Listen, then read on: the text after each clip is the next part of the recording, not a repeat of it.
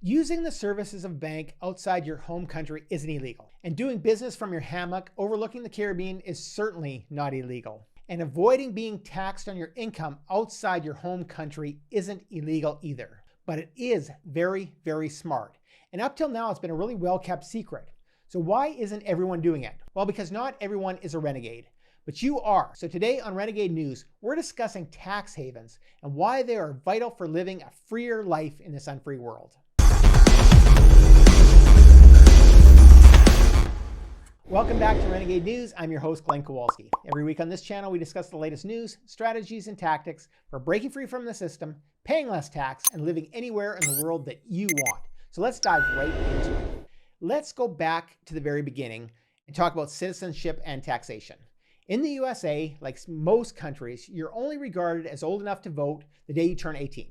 And the minimum legal age to purchase alcohol in most of the US is 21. You can, however, be held accountable for tax as a minor. Even children as young as 15 can be expected to file their own tax return depending on both the amount and the source of the minor's income. So you're too young to vote, you're too young to buy your own beer, but you are old enough to pay taxes. I mean, think about it. In the United States, a family income of over $250,000 a year is generally considered pretty affluent.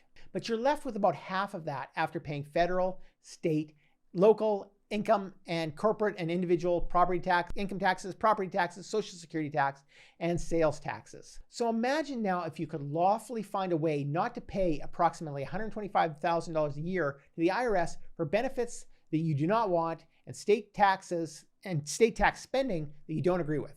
Before we discuss that though, in the past, it was really possible to siphon your funds into locations where financial institutions go out of their way to protect your privacy against political intervention. If they didn't know how much money you have, they can't ever tell you how much you owe in taxes or how some other financial legislation applies to you, right?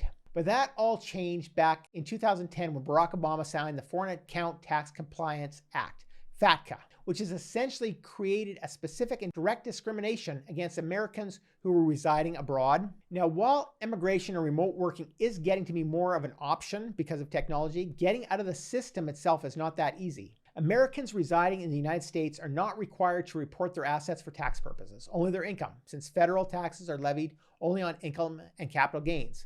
However, U.S. citizens who are living abroad are required to still file tax returns every year and report their foreign bank accounts, investments, and pensions. The only way out of the IRS and the FATCA tax trap is to part ways with the U.S. permanently by renouncing your U.S. citizenship. So at this moment, you should really take a look at your life and wonder, how free are you really? Why are people willingly staying stuck in a very limited geographical location just because that's where they were born? And it all has to do with citizenship. Simply put, citizenship is the status of belonging to a certain country by law and having to obey its local jurisdiction, which, by the way, is a word synonymous with authority, control, and dominion. So to me, it sounds a lot like, do you promise to honor and obey forever and ever, right? And that's exactly what the union of citizenship and taxation used to be, until death do us part. Thank heavens, because of some smart people, there's divorce. Now, legal dissolution, judicial separation, or whatever you want to call it, is now a reasonable way to get out, and that there is a way out of the system. And it only gets tough when it's not a clear break. It's like your ex is hanging on and there's an asset dispute. Well, for most people, it's not necessary to reduce your citizenship in the case of a tax divorce. That is, unless you're an American or an Eritrean, and I'll talk about that a little bit more in a moment. It's still important for you to understand what tax implications are tied to your current and your future long-term partner or spouse in the metaphor that we're kind of talking about today. In the world right now, there are really only three tax models that countries use. The first model is the citizenship model. And there's only two countries in the world that use this, the United States and Eritrea. And with this citizenship model of taxation, it doesn't matter where you actually live. If you're a citizen of one of those two countries, you're liable for taxation in those countries. Next, we have the residential model. And this is the model that most countries fit in.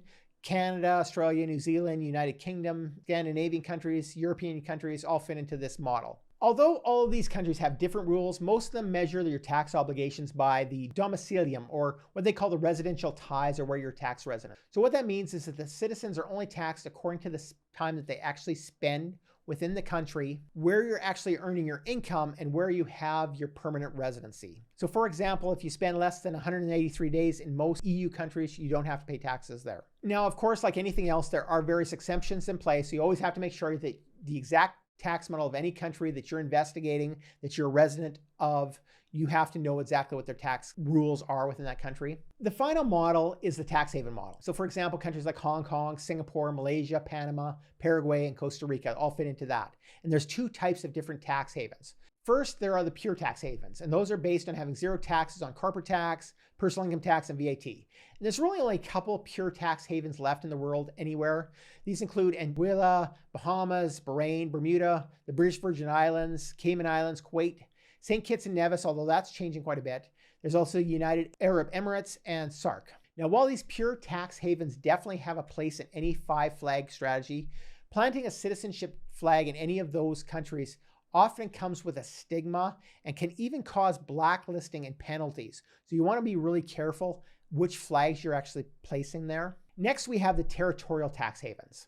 And these countries offer limited tax liability. For instance, you may only pay tax on locally sourced income, and they could provide a variety of other benefits like financial privacy and asset protection. Some of these, like Panama, may qualify for multiple flags, but you also have to be aware citizenship can be almost impossible to get in some of these countries, and if you do, you're going to have to renounce your first passport as the country doesn't allow dual citizenship. Now, that renouncing of your other citizenship doesn't really matter. It's more of a ceremonial thing than anything else. It isn't actually legal, but it is something to keep in mind if you're following the true spirit of the law. We talk about these other tax havens in a lot of other videos, so go visit those and make sure you subscribe to the channel so you don't miss them. But just remember, the place where you were born does not mean that you have to hold on for better, for worse, for richer, for poorer, in sickness and in health. People who live extraordinary lives are not doing so because they're focused on society's old conventions and restrictions. They know that wealth and freedom is a byproduct of a new set of beliefs and principles that aren't long past their expiry date. Anything is possible, but it all starts with throwing out everything that you thought you knew about the world and playing the game according to these new rules that are being developed all the time, but that have strategies that you can use to find a freer life and live anywhere in the world that you want. And the best part about all of this is that even though you are a renegade, you don't have to do that alone. There's a movement of other renegades who are dedicated to escaping this broken system of the past. They're dedicated to making more money, paying less tax, and living more independently than most people think is even possible. You can find more information about that movement in the first pinned comment. And also, don't forget to subscribe to Renegade News right now for the latest information on cryptocurrency, business, investing, lifestyle, and asset protection.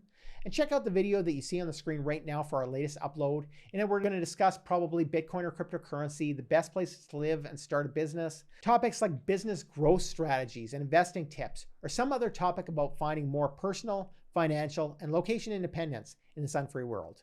I'm Glenn Kowalski from Renegade News, and I'll see you over there.